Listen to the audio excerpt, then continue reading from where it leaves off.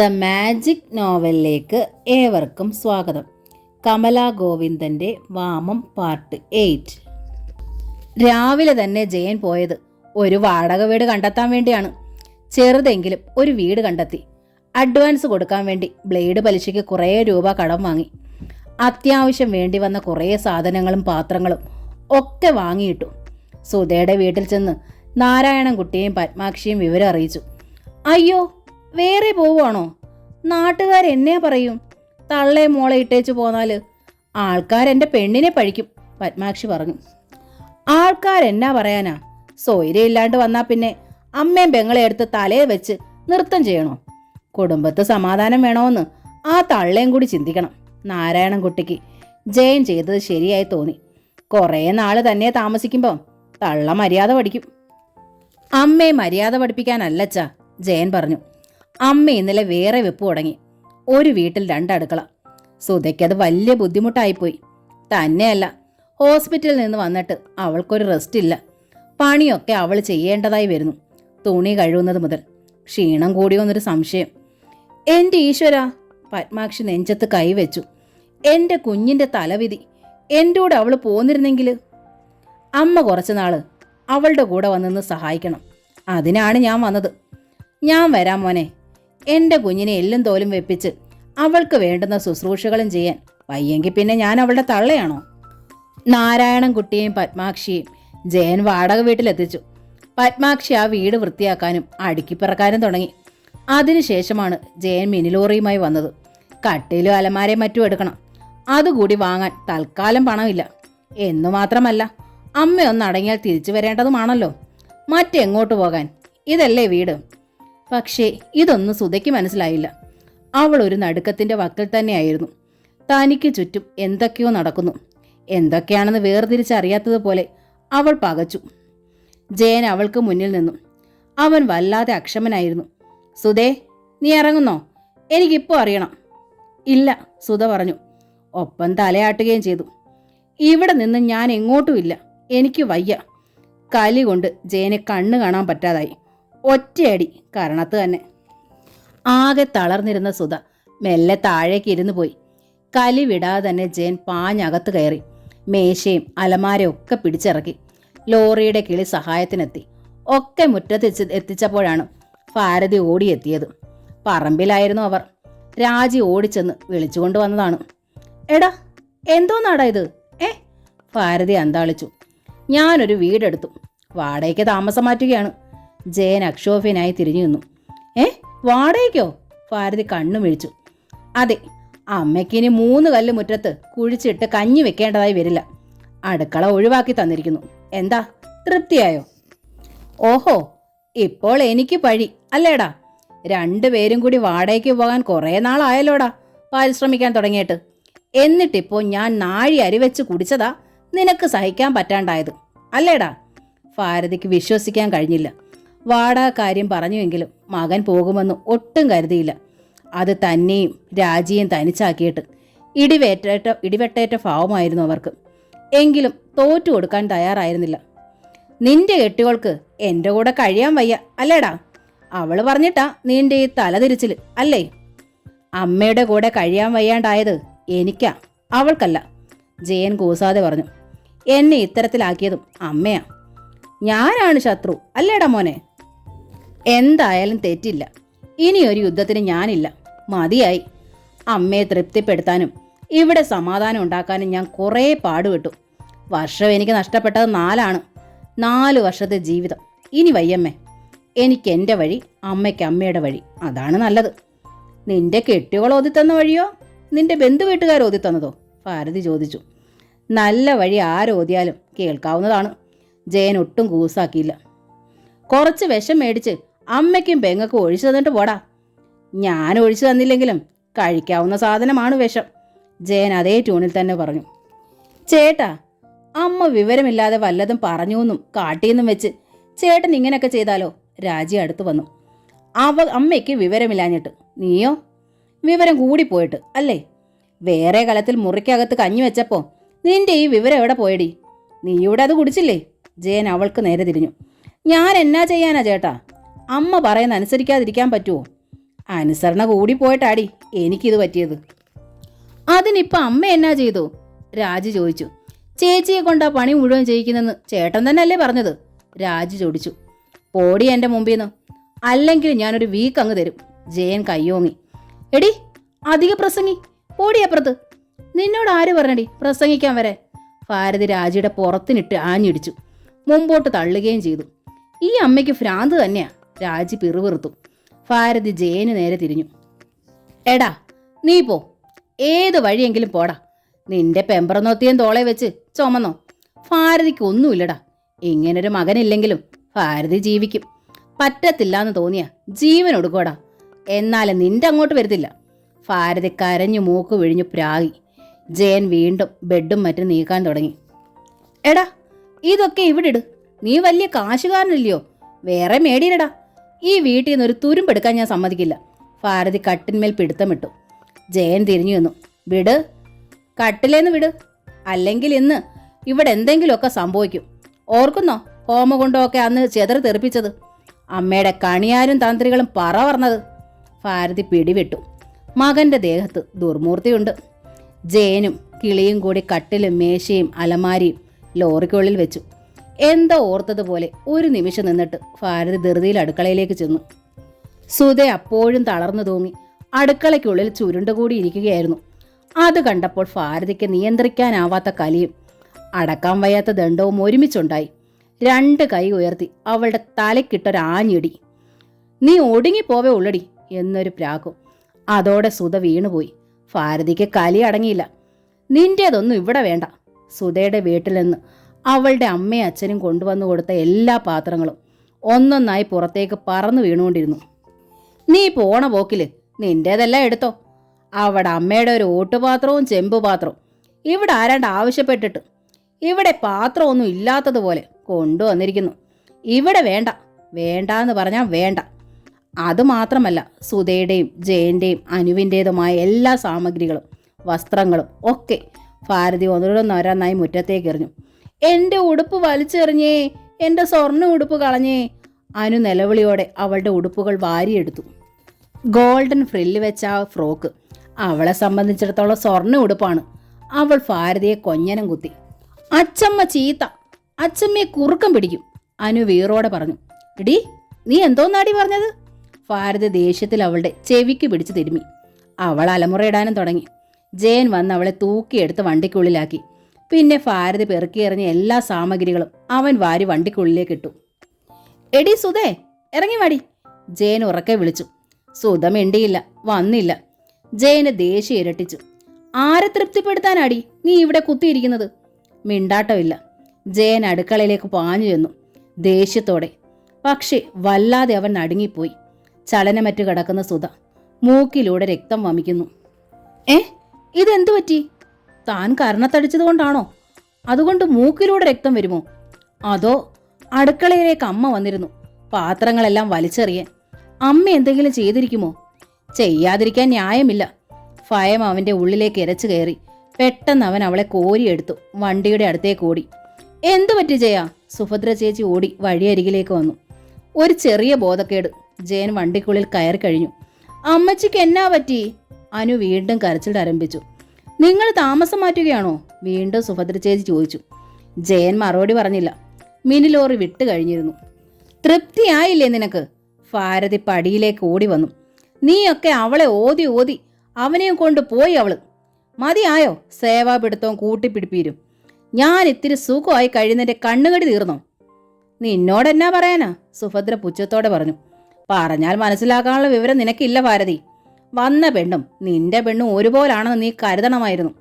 കുറേ കാലം സഹിക്കുമ്പോൾ ആരായാലും തിരിഞ്ഞു നിൽക്കും. നന്നായി പോയി. അതിന് ഞാനെന്തോ വിളിച്ചു?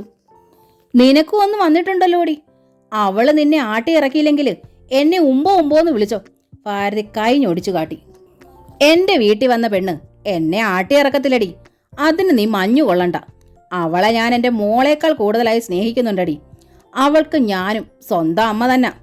അങ്ങോട്ട് സ്നേഹിച്ചാലേ ഇങ്ങോട്ട് സ്നേഹിക്കൂ. നിനക്ക് അതറിയാൻ മേലാത്തതിന് ഞാൻ എന്തു പിഴച്ചു? നീ തന്നെ അനുഭവിക്ക്. ഇനിയെങ്കിലും ചൊവ്വേ നേരെ പെരുമാറിയാൽ ആ ചെറുക്കനും പെണ്ണും തിരിച്ചു വരും. ഉവ്വ, നിന്റെ ഗുണദോഷത്തിന്റെ കുറവേ ഉണ്ടായിരുന്നുള്ളൂ.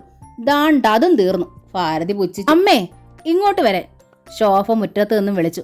സുഭദ്ര തിരിഞ്ഞ് തന്റെ വീട്ടിലേക്ക് പോയി. ജയൻ മിനിലോറി ആദ്യം നിർത്തിയത് ഹോസ്പിറ്റലിന് മുൻപിലാണ്. ഡോക്ടർ മേരി ജോണിനോട് അവൻ സംഭവിച്ചതെല്ലാം പറഞ്ഞ് കാല് പിടിച്ചു. രക്ഷിക്കണേ എന്ന് അപേക്ഷിച്ചു. ഇനി ഇങ്ങനെ ഉണ്ടാവില്ലെന്ന് ഉറപ്പിച്ചു പറഞ്ഞു. ശക്തമായ പ്രഹരം തലക്കേറ്റിട്ടുണ്ട്, ഡോക്ടർ മേരി ജോൺ തറപ്പിച്ചു പറഞ്ഞു. എന്തു പറ്റി പറയൂ? ജയന്റെ നാവിറങ്ങി. 3 മാസം റെസ്റ്റെന്നും ശരിയായി ശ്രദ്ധിക്കണമെന്നും ഡോക്ടർ തറപ്പിച്ചു പറഞ്ഞതാണ്. പക്ഷേ അത് ഓർമ്മിച്ചെടുക്കിയിരിക്കേണ്ട ഞാൻ തന്നെ ആദ്യം അവളുടെ കരണത്തടിച്ചു എന്ന് പറയാൻ വയ്യ. അവൾക്ക് റെസ്റ്റ് കിട്ടിയില്ലെന്നോ അവളാണ് വീട് പണികൾ ചെയ്തതെന്നോ പറയാൻ വയ്യ. വല്ലാത്ത കുറ്റബോധം. പക്ഷേ പറയാതിരുന്നാലോ? ഡോക്ടർ സുധയ്ക്ക് അവൻ ഉത്കണ്ഠപ്പെട്ടു. മൂക്കിൽ നിന്ന് ബ്ലഡ് ഇപ്പോഴുമുണ്ട്, ഡോക്ടർ മേരി ജോൺ തുടർന്നു. ബോധം വീണിട്ടില്ല. താമസമുണ്ട്. ഇപ്പോൾ തന്നെ വൈകിയിരിക്കുന്നു. സുധയുടെ അമ്മയും അച്ഛനും അവിടെ കാത്തിരിക്കുകയാണ് വാടക വീട്ടിൽ. മിനിലോറി സാധന സാമഗ്രികളുമായി ഹോസ്പിറ്റലിന് മുമ്പിൽ കിടക്കുന്നു. അമ്മച്ചിക്ക് എന്നാ പറ്റിയതാച്ചാ? അനു ചിണുങ്ങി കരയാൻ തുടങ്ങി. അമ്മച്ചി ഇപ്പൊ വരും, ഇപ്പൊ, മോള് കരയാതെ. ജയൻ അവളെ സമാധാനിപ്പിക്കുന്നതിനിടയിൽ ഡോക്ടറുടെ മുഖത്തേക്ക് നിസ്സഹായതയോടെ നോക്കി. ഡോക്ടർ വിചാരിച്ചാൽ ഇപ്പോൾ തന്നെ സുധയെ എണീപ്പിച്ച് വിടാൻ വയ്യേ എന്ന ചോദ്യം പോലെ. അടുക്കളയിലേക്ക് ചെന്ന അമ്മ അവൾക്കിട്ട് എന്തെങ്കിലും ചെയ്തിട്ടുണ്ട് തീർച്ച. താൻ കരണത്തടിച്ചതിൻ്റെയല്ല ഇത്ര ആഘാതം. മൂക്കിൽ നിന്നുള്ള ചോര, ബോധം കെട്ടുള്ള കിടപ്പ്. ഈശ്വര! ജയൻ നെഞ്ചിൽ കൈവച്ചു. എന്തായാലും ഡോക്ടർ മേരി ജോണിനോട് ജയൻ ഒന്നും മറച്ചു വെക്കാതെ തുറന്നു പറഞ്ഞു. മറച്ചു വെക്കുന്നത് അപകടമാണെന്നൊരു തോന്നൽ. ആ തോന്നൽ അവനിൽ വല്ലാത്ത ഭീതി ഉണർത്തി. ഹോസ്പിറ്റലിന് മുന്നിൽ നിന്ന് തുടർച്ചയായി ഹോണടിക്കുന്നു. ജയൻ അങ്ങോട്ട് ഇറങ്ങിച്ചെന്നു. ഡ്രൈവർ ചോദിച്ചു, എന്താണ് ഹേ ഇത്? ഇവിടെ ഇങ്ങനെ കിടന്നാലേ ഞങ്ങളുടെ ചോറിനെ ഏത് ബാധിക്കുന്നത്? നല്ല കോളായിപ്പോയി. ജയൻ നിന്ന് നീറി. സാധനങ്ങൾ ഇവിടെ തന്നെ ഇറക്കിയേക്കട്ടെ. ഒരിത്തിരി നേരം കൂടി, ഞാനിതാ വരുന്നു. ജയൻ അനുവിനെയും കൊണ്ട് അകത്തേക്കൂടി. ഡോക്ടറെ വീണ്ടും കണ്ടു. സുധ അഡ്മിറ്റ് ചെയ്യുന്നതാണ് നല്ലത്. ബോധം വീണിട്ടില്ല. മാത്രമല്ല ഒരു യാത്ര പാടില്ല. 5 മിനിറ്റ് ദൈർഘ്യമുള്ള യാത്ര പോലും പാടില്ല. ജയൻ ആകെ തളർന്നു. വല്ലാത്ത നിസ്സഹായത. വാടക വീട്ടിൽ കാത്തിരിക്കുന്ന സുധയുടെ അച്ഛനും അമ്മയും എങ്ങനെ വിവരം അറിയിക്കും അവരെ? ലോറിയിൽ കയറ്റിയ സാധനങ്ങൾ എന്തു ചെയ്യും? ചീറി നിൽക്കുന്ന അമ്മയുടെ അടുത്തേക്ക് ഇനിയും ചെല്ലാനോ? ഇവിടെ ബോധമറ്റ് കിടക്കുന്ന സുധയുടെ അടുത്ത് ആരുണ്ട്? കരയുന്ന അനുവിനെ സമാധാനിപ്പിക്കാൻ ജയൻ വല്ലാതെ പാടുപെട്ടു. ലോറിക്കാർക്ക് പറഞ്ഞതിലധികം പണം കൊടുത്തു. സാമഗ്രികൾ കയറ്റിയ വീട്ടുമുറ്റത്ത് തന്നെ ഇറക്കാൻ വേണ്ടി. അതേ വഴിയുള്ളൂ. ലോറി പാഞ്ഞുപോയി. തളർച്ചയോടെ ജയൻ അകത്തേക്ക് ചെന്നു. സുധ കണ്ണു തുറന്നിരിക്കുന്നു. സുധേ! ജയൻ വിളിച്ചു. അടുത്തിരുന്നു. അവൾ വിളി കേട്ടില്ല. കേട്ടതായി ഭാവിച്ചില്ല. ലക്ഷ്യമില്ലാതെ പകച്ച ഭാവം, തുറിച്ച മിഴികൾ, കണ്ണുകളിൽ നിസ്സഹായതയും അസഹിഷ്ണുതയാർന്ന പകപ്പും. അവൻ വീണ്ടും ഡോക്ടറുടെ അടുത്തേക്ക് ഓടി. Yes mister Jayan, I am very sorry to inform you, but doctor പതിയെ വിളിച്ചു പറഞ്ഞു. മെന്റലി ഷീസ് ഡോക്ടർ അലറി വിളിച്ച് കരയാൻ ജയൻ കൊതിച്ചു. പക്ഷേ ശബ്ദം തൊണ്ടയിൽ കുരുങ്ങിപ്പോയി. കണ്ണുകൾ തുറിച്ച പാടെ ഒരു സ്തംഭനാവസ്ഥയിൽ നിൽക്കുകയാണ് ജയൻ. കാര്യത്തിന്റെ ഗൗരവം അറിയില്ലെങ്കിലും അവന്റെ ചുമലിലിരുന്ന് അനു വിങ്ങി കരഞ്ഞു. കുഞ്ഞിനെ സമാധാനിപ്പിക്കാൻ പോലും നാം അനങ്ങുന്നില്ല ജയന്. ഡോക്ടർ മേരി ജോൺ അവനെ ശ്രദ്ധിച്ചു. സ്ത്രീ സഹജമായ ഒരു സഹതാപം അവരുടെ ഉള്ളിൽ കിനിഞ്ഞു വന്നു. ജയൻ, നിങ്ങൾ വിഷമിക്കാതിരിക്കൂ, പോംവഴിയുണ്ട്, ഡോക്ടർ പറഞ്ഞു. പോംവഴി? ജയന്റെ ഇമകൾ ചലിച്ചു. ഡിസ്ചാർജ് ചെയ്യും മുമ്പ് ഞാൻ പ്രത്യേകം പറഞ്ഞതാണ് സൂക്ഷിക്കണമെന്ന്. രോഗം കൂട്ടാനും കുറയ്ക്കാനും സാഹചര്യങ്ങൾക്ക് കഴിയും. അതും ഇത്തരം കേസുകൾ. ആ സ്ത്രീ മെന്റലി വളരെ വീക്കാണ്. ശാരീരികമായും വീക്ക് തന്നെ. ഞാനത് പറഞ്ഞിട്ടല്ലേ വിട്ടതും. എന്തോ അനിഷ്ട സംഭവം അവർക്ക് സഹിക്കാനാകാത്തത് ഉണ്ടായിട്ടുണ്ട്. അതാണിത്. ആ സ്ത്രീയുടെ ഇഷ്ടങ്ങൾക്ക് നിങ്ങൾ ഇനിയെങ്കിലും പ്രാധാന്യം കൊടുക്കണം, ഡോക്ടർ പറഞ്ഞു. എന്നുവെച്ചാൽ ഇനിയും അമ്മയോടൊന്നിച്ച് തന്നെ താമസിക്കേണ്ടതായി വരും. അമ്മയും രാജിയും ഒറ്റയ്ക്കാക്കി പോരുന്നതാണ് സുധയുടെ വിഷമം. സുധ ഇത്രയേറെ എതിർക്കുമെന്നോ ഇത്രയ്ക്ക് അതവളെ പിടിച്ചുവലിക്കുമെന്നോ ജയൻ ഒട്ടും പ്രതീക്ഷിച്ചതല്ല. അങ്ങനെ ഒരു പ്രതീക്ഷ ഉണ്ടായിരുന്നുവെങ്കിൽ വേറെ പോകാനുള്ള ശ്രമം നടത്തുകയില്ലായിരുന്നു. അവളെ രക്ഷപ്പെടുത്താനും സ്വയം ഇത്തിരി സമാധാനം തേടാനും ഒക്കെയായിരുന്നു ശ്രമിച്ചത്. ഒരു ദിവസമെങ്കിലും ഒരിറ്റു സന്തോഷം, ഇത്തിരി ആശ്വാസം, നേരിയൊരു സംതൃപ്തി. ഇല്ല, വിധിച്ചിട്ടില്ല. ഒരിക്കലും വിധിച്ചിട്ടില്ല. നരകിച്ച് മരിക്കാനായിരിക്കും തലയിൽ കോറിയിട്ടിരിക്കുന്നത്. അല്ലെങ്കിൽ ഇങ്ങനെ സംഭവിക്കണോ? ട്രാൻസ്ഫറിന് അപ്ലൈ ചെയ്തപ്പോൾ അവൾ പറഞ്ഞതാണ് ജയേട്ടൻ എന്തു പറഞ്ഞാലും അനുസരിക്കുമെന്ന്. എന്നിട്ടോ എന്നിട്ട് എന്താ സുധേ നിന്റെ ജയേട്ടൻ പറഞ്ഞിട്ട് നീ അനുസരിക്കാതിരുന്നത്? അതല്ലേ ഞാൻ നിന്നെ തല്ലിപ്പോയത്. അറിയാതെ അറിയാതെ എല്ലാ വാശിയും തീർക്കാനായിട്ട്. ജയന്റെ കണ്ണുകളിൽ നനവൂറി. നെടുതായി ഒന്ന് നിശ്വസിച്ചു. ഒരാഴ്ച ഇവിടെ കിടക്കട്ടെ, എന്താ? ഡോക്ടർ മേരി ജോണിന്റെ ശബ്ദം. ജയന് ശബ്ദമില്ല. എങ്കിലും ശരിയെന്ന് തലയനക്കി. ഞാനൊന്ന് പരിശ്രമിച്ചു നോക്കട്ടെ, ഡോക്ടർ പറഞ്ഞു. ഒരാഴ്ച കൊണ്ട് മാറ്റമൊന്നും ഉണ്ടായില്ലെങ്കിൽ ഏതെങ്കിലും മെന്റൽ ഡോക്ടറെ കാണിക്കണം. ക്രമേണ നോർമൽ ആയേക്കും. Mental doctor? നോർമൽ? ഏതാനും വാക്കുകൾ അത്രേ ഉള്ളിലേക്ക് കടന്നുള്ളൂ. അത്രയും മതി ഒരു മനുഷ്യനെ അതിക്രൂരമായി പിടിച്ചുലയ്ക്കാൻ, അത്യന്തം ദുരന്തങ്ങളിലേക്ക് മൂങ്ങാങ്കുഴി ഇടിയിക്കുവേ. ഭയപ്പെടാനൊന്നുമില്ല മിസ്റ്റർ ജയൻ. പലർക്കും ജീവിതത്തിൽ പല ദുരന്തങ്ങളും ഉണ്ടാകും. ജീവിതം 95% പേർക്കും വീഞ്ഞു നിറച്ച പാനപാത്രമല്ലേ. എത്രയോ ദുരന്തങ്ങൾ, കണ്ണീർ കഥകൾ എനിക്കറിയാം. എത്രയോ കഥകൾ. തൽക്കാലം നിങ്ങൾ ഒറ്റയ്ക്ക് താമസിക്കാതിരിക്കുന്നതാണ് നല്ലത്. ആ സ്ത്രീയെ ഒറ്റയ്ക്കിട്ട് നിങ്ങൾ ജോലിക്ക് പോവും. അത് ദുരന്തമാവും. അതിനാണ് സാധ്യത. തൽക്കാലം എല്ലാവരും ഒരുമിച്ച് തന്നെ ജീവിക്കുന്നതാവും ഗുണം ചെയ്യുന്നത്.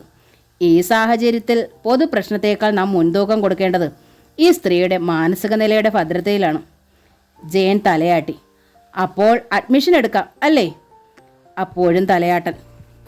ഡോക്ടർ മേരി ജോൺ സുധയെ അവിടെ അഡ്മിറ്റ് ചെയ്തു. മുറിയിൽ സിസ്റ്റർമാർ അവരെ കിടത്തി കഴിഞ്ഞപ്പോൾ ജയൻ അടുത്ത് ചെന്നു, അനുമോളെയും കൊണ്ട്. അമ്മച്ചി!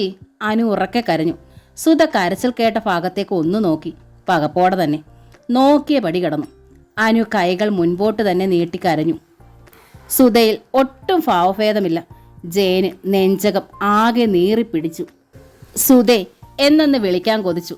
പക്ഷേ വിളിച്ചു പോയാൽ താൻ പൊട്ടിക്കരഞ്ഞു പോകുമെന്നും എല്ലാ സമനിലയും കൈവിടുമെന്നും അവൻ ഭയന്നു. അതുകൊണ്ട് അവൻ മിണ്ടിയില്ല. മിണ്ടാതെ ആ ബെഡിനരികിലിരുന്നു. അനുവിനെ ബെഡിൽ ഇരുത്തി. പിന്നെ സുധയുടെ മുടിയിൽ തലോടി. മുഖത്തും ദേഹത്തും ആ തലോടലുണ്ടായി.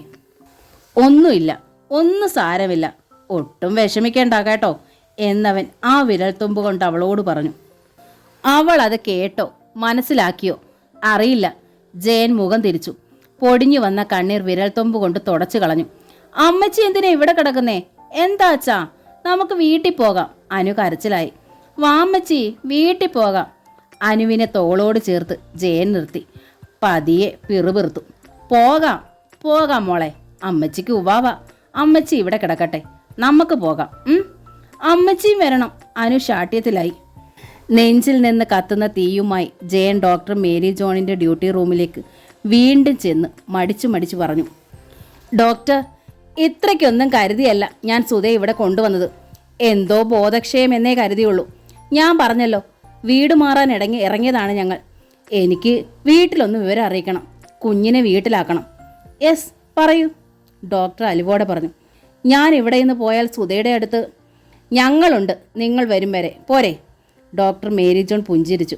താങ്ക് യു ഡോക്ടർ, ജയൻ കൃതജ്ഞതയോടെ പറഞ്ഞു. എനിക്ക് 1 മണിക്കൂറോളം വേണ്ടി വരും. ഓക്കെ, നിങ്ങൾ പോയി വരൂ. അതുവരെ ഒരു സിസ്റ്റർ തീർച്ചയായും ആ റൂമിലുണ്ടാകും. പോരെ? മതി ഡോക്ടർ. ജയൻ കൈകൂപ്പി അനുവിനെയും കൊണ്ട് നടന്നു. ഒരുപാട് മുറിവുകൾ അവൻ്റെ മനസ്സിലുണ്ട്. വെങ്ങുന്ന മുറിവുകൾ, വല്ലാതെ വേദനിപ്പിക്കുകയും ചോര ഒലിപ്പിക്കുന്നതുമായ മുറിവുകൾ. പക്ഷേ ആരും ആ മുറിവുകൾ കാണുന്നില്ല. അവൻ്റെ വേദനയും സങ്കടവും കാണുന്നില്ല. കാണുന്നുണ്ട്, അറിയുന്നുണ്ട് എന്ന് ധരിച്ചവർ പോലും. കണ്ടില്ലേ, സമയമായപ്പോൾ ഒക്കെ തടസ്സം. പുലർച്ചെ മുതൽ എത്ര ഓടി, എത്ര കഷ്ടപ്പെട്ടു. എന്നിട്ടിപ്പോൾ ഒന്നുമായില്ല. ഒന്നും. ഉള്ള സമാധാനം കൂടി പോയി. ആകെ തലയ്ക്കുള്ളിൽ ഒരു പെരുപ്പ്. അതുമാത്രമാണിപ്പോൾ. ജയൻ ഒരു ഓട്ടോറിക്ഷ പിടിച്ചു.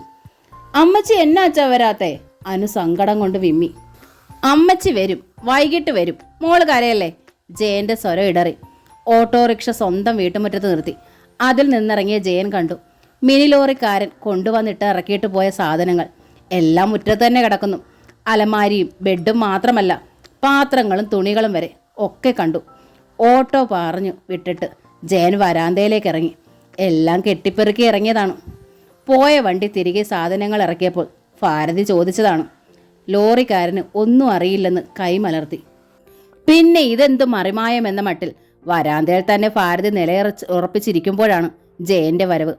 അനുമോളെ അവൻ താഴെ നിർത്തി ഭാരതിയുടെ മുമ്പിൽ എത്തി നിന്നു. അവൻ്റെ മുഖം ആകെ വലിഞ്ഞു മുറുകിയിരുന്നു. കണ്ണുകൾ ചുവന്ന് ചോരക്കട്ടകളായിരുന്നു. നെഞ്ചിൽ അപ്പോഴും തീകി നിന്ന് കത്തുകയായിരുന്നു. അമ്മയുടെ മുഖത്തേക്ക് തറഞ്ഞു നോക്കിയിട്ട് അമർന്ന സ്വരത്തിൽ ജയൻ ചോദിച്ചു, അമ്മ സുധയുടെ തലക്കിട്ടടിച്ചു അല്ലേ? ഭാരതി ഒന്ന് നടുങ്ങി, മുഖം വിളറി. ആ ഭാവമാറ്റം ജയൻ ശ്രദ്ധിച്ചു. ഒറ്റ നിമിഷത്തേക്ക് പതറി നിന്നുള്ളൂ ഭാരതി. പെട്ടെന്ന് തന്നെ സമനില വീണ്ടെടുത്ത് കൂസാതെ ചോദിച്ചു, എന്താടാ ഒരു പോലീസ് മറ? അമ്മ അവളെ തല്ലിയോന്ന്? ജയന്റെ ശബ്ദം കുറെ കൂടി ഉയർന്നു. ഉവ്വ, ഞാൻ അവളെ അള്ളാൻ പോവല്ലേ? വീണ്ടും ഭാരതിക്ക് അതേ സ്വരം. ആ സ്വരത്തിൽ പുച്ഛം കൂടി കലർന്നിരുന്നു. ജയന്റെ ശരീരം ആകെ ഒരു വിറയൽ പടർന്നു. പെരുവിരൽ മുതൽ ഒരു തരിപ്പ്. എന്ത് ചെയ്യണം, എന്ത് പറയണം എന്നറിയാത്തൊരവസ്ഥ. എല്ലാം തകർന്നതിൻ്റെ നൊമ്പരവും. മുഖവും കൈകാലുകളും വലിഞ്ഞു മുറുകി. കൈകളൊന്ന് കൂട്ടിത്തിരുമി അവൻ അമ്മയെ തുറച്ചു നോക്കി. വേറെ പൊറുക്കാനിറങ്ങിയ നീ ഇപ്പോൾ വന്നതെന്തിനാടാ? എന്നെ ചോദ്യം ചെയ്യാനാണോ? എന്നാ പിന്നെ കേസ് കൊടുക്കടാ, ജയിലിലോട്ടങ്ങ് അടയ്ക്കട്ടെ, അവർ ഉറക്കെ പറഞ്ഞു. അമ്മേ! ജയൻ സർവ്വ നിയന്ത്രണങ്ങളും വിട്ടുപോയ ഒരു നിമിഷത്തിൽ 2 കൈകളും ബലമായി ഭാരതിയുടെ ചുമലിൽ പിടിച്ച് ശക്തമായി ഉലച്ചു. അമ്മ സുധിയെ തല്ലിയോന്ന് പറഞ്ഞില്ലെങ്കിൽ. അമറൽ പോലെയായിരുന്ന സ്വരം. ശബ്ദം കേട്ട് രാജി അകത്തു നിന്ന് ഓടി വന്നു. അയ്യോ ചേട്ടാ, ഇതെന്താ ഈ കാട്ടുന്നത്? വിടു ചേട്ടാ. രാജി ജയനെ കടന്നു പിടിച്ചു. ജയൻ പിടിവിട്ടു. ഭിത്തിമേൽ ചാരി കിതപ്പോടെ നിന്നു. അവനാകെ ഉഷ്ണിച്ചു. കണ്ണുകളിലൂടെ രക്തം പൊടിയുന്നുണ്ടെന്ന് തോന്നി. ജയൻ പിടിവിട്ടതോടെ ഭാരതി തെല്ല് നീങ്ങി നിന്ന് 4-5 ഇടി സ്വന്തം നെഞ്ചിനിട്ട്. അവർ ഉറക്കെ കരഞ്ഞു. എന്റെ ഭഗവതി, നീ ഇത് കാണുന്നുണ്ടോ? എന്റെ മകൻ എന്നെ തല്ലാൻ വന്നത്. ഇനി എന്തിനാ എന്നെ നീ ഇങ്ങനെ ഇട്ടേക്കുന്നത്? എനിക്ക് ജീവിക്കണ്ടായേ? ചേട്ടാ, ചേച്ചി എവിടെ? അനു പറഞ്ഞു ഉവ്വാവാന്ന്. എന്തു പറ്റി? രാജു ഉത്കണ്ഠയോടെ ചോദിച്ചു. തളർന്നു വീഴാൻ പോകുമ്പോൾ ഒരത്താണി കിട്ടിയ ആശ്വാസത്തോടെ ജയൻ അവളുടെ നേരെ നോക്കി. രാജി, നമ്മുടെ അമ്മയ്ക്ക് ഞാൻ മാത്രം ശത്രു എങ്ങനെ ആയിടി? മനസ്സ് മുട്ടുന്നതുപോലെ ജയൻ ചോദിച്ചു. അവളെ തല്ലുന്നതും എന്നെ തല്ലുന്നതും സമമല്ലേ? ചേച്ചി അമ്മ തല്ലിയോ? ജയൻ നെഞ്ചിൽ തിരുമ്മി. നിനക്കറിയോ, സുധ ഇപ്പൊ എന്നെയും മോളെയും തിരിച്ചറിയാൻ പറ്റുന്നില്ല. ഹോസ്പിറ്റലിലാണ്.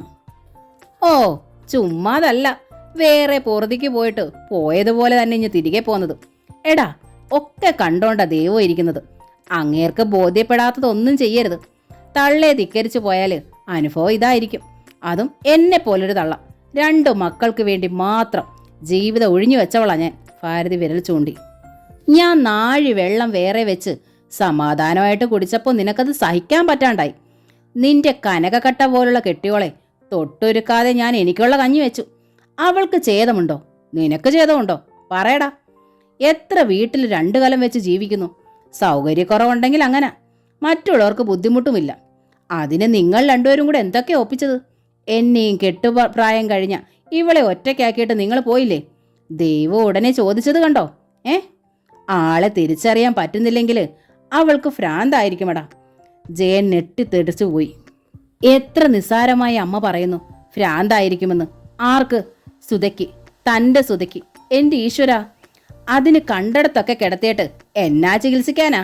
വല്ല ഭ്രാന്താശുപത്രിയിൽ കൊണ്ടുപോയി ഇട്. ഭാരതി തറപ്പിച്ചു പറഞ്ഞു. അമ്മേ! രാജി അസഹ്യതയോടെ വിളിച്ചു. ജയൻ എത്ര ശ്രമിച്ചിട്ടും പിടിച്ചു നിൽക്കാൻ കഴിഞ്ഞില്ല. അമ്മ ഒന്നും ചെയ്യാൻ വയ്യ. കഴിയുമായിരുന്നെങ്കിൽ കഴുത്തിന് പിടിച്ച് ഞെരിച്ച്. പക്ഷേ വയ്യ. അമ്മയായിപ്പോയി. തന്നെ 10 മാസം വയറ്റിൽ ചുമന്ന് നൊന്ത് പ്രസവിച്ച, ഇത്രയും കാലം പോറ്റി വളർത്തിയ അമ്മ. ആ അമ്മയെ ഒന്നും ചെയ്യാൻ വയ്യാത്തതിൻ്റെ അസഹിഷ്ണുത, സങ്കടം ഒതുക്കാനാവാത്ത നിസ്സഹായത.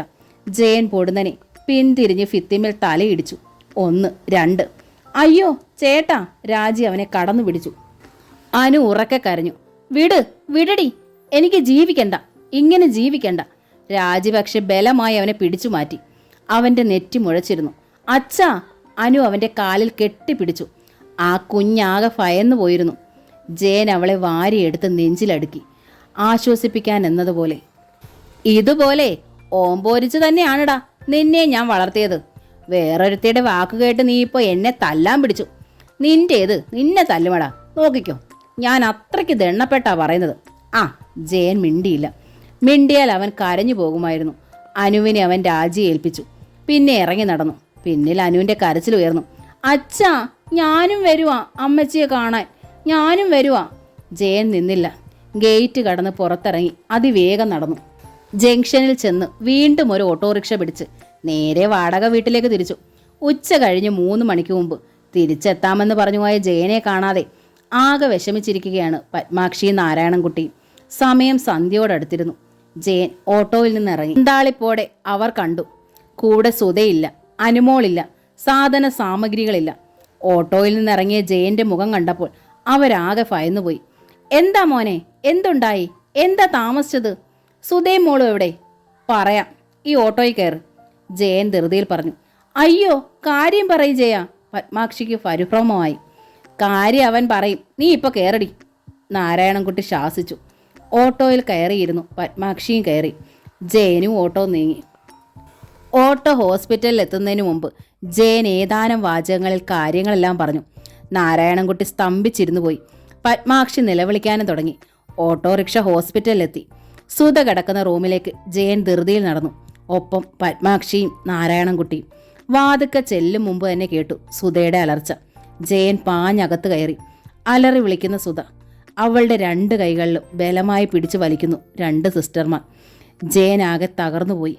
പിന്നാലെ എത്തിയ പത്മാക്ഷി നിലവിളിച്ചു പോയി. എൻ്റെ മോളെ! നെഞ്ചത്തലച്ച് പത്മാക്ഷി കരഞ്ഞു. ഒരു സ്തംഭനാവസ്ഥയിൽ നാരായണൻകുട്ടി കണ്ണുകൾ മിഴിച്ചപടി നിന്നുപോയി. എന്താണ് ഈ കാണുന്നത്? 4 ദിവസം മുമ്പ് സന്തോഷമായി ആ വീട്ടിൽ കൊണ്ടുവന്നാക്കിയിട്ട് പോന്നതാണ്.